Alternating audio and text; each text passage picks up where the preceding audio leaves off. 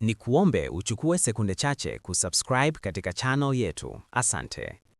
Umoja wa wenyeviti wa mikoa 31 wa Chama cha Demokrasia na Maendeleo, Chadema, umeazimia kuunga mkono kikamilifu msimamo na maazimio ya kamati kuu ya chama hicho kuhusu matukio yaliyojitokeza kabla, wakati na baada ya uchaguzi mkuu wa Oktoba 29, 2025. Siku ya uchaguzi huo, nchi ilishuhudia maandamano yaliyosababisha vurugu, uharibifu wa mali na kupoteza maisha ya watu. Kufuatia hali hiyo, Rais Samia Suluhu Hassan aliunda tume ya uchunguzi wa matukio hayo inayoongozwa na Jaji Mkuu mstaafu Othman Chande. Kamati kuu ya Chadema chini ya makamu mwenyekiti bara John Heche ilikutana Disemba mwaka jana kwa njia ya mtandao na kutoa msimamo wake, ikipendekeza ulipaji wa fidia kwa familia za waliopoteza wapendwa wao, uwajibikaji kwa wote waliohusika, kusitishwa kwa ukandamizaji wa kisiasa na uhalifu wa dola, pamoja na kufanyika kwa mageuzi ya mifumo ya kisiasa na kiusalama.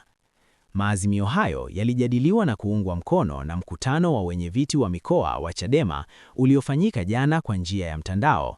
Tamko la mkutano huo lilisomwa na mwenyekiti wa Chadema mkoa wa Iringa, William Mungai.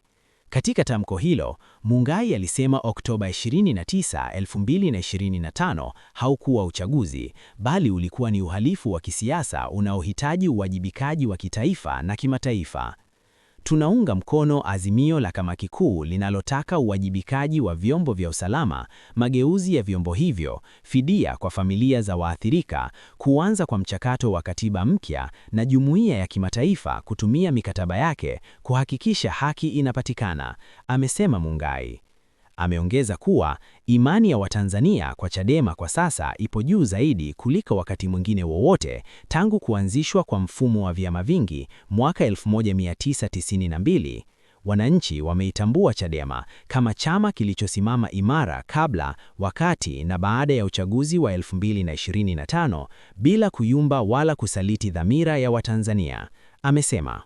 Wananchi wameelewa na kuunga mkono kikamilifu msimamo wa no reforms, no election, akisisitiza kuwa bila mabadiliko ya mifumo ya uchaguzi, tume huru ya uchaguzi na mazingira sawa ya kisiasa, hakuna uchaguzi wa haki unaoweza kufanyika nchini.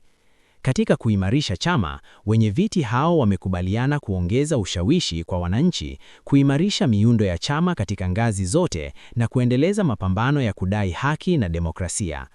Akizungumza mazingira ya kisiasa, Mungai alisema bado ni magumu, yasiyo huru na yanakiuka katiba, akidai jeshi la polisi limeendelea kutumia kile kinachoitwa zuio la mahakama kama kisingizio cha kuzuia vikao halali vya kisiasa, kuvuruga mikutano ya chama na kukamata viongozi wa Chadema. Hakuna zuio lolote la mahakama linaloweza kufuta haki ya kikatiba ya wananchi kukutana na kujadili masuala yao, amesema Mungai.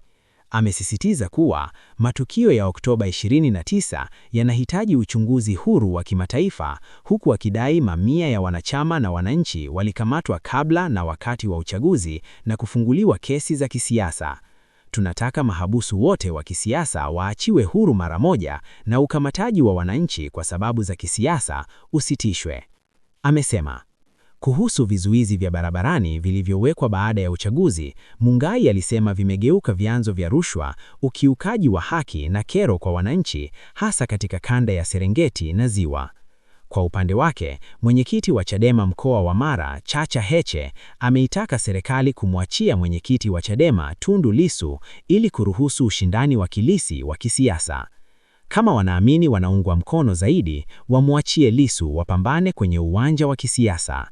Demokrasia yenye nguvu itapunguza malalamiko ya wananchi dhidi ya serikali, amesema. Tundu Lissu amekuwa mahabusu kwa zaidi ya siku 250 akikabiliwa na kesi ya uhaini inayotarajiwa kuendelea Februari 9, 2026.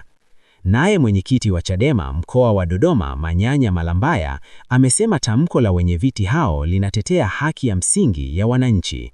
Nawapa pole wa Tanzania kwa mazingira magumu waliopitishwa na watawala wa nchi hii yaliyotupeleka kwenye uchaguzi ambao ni mgumu hata kuutazama, amesema.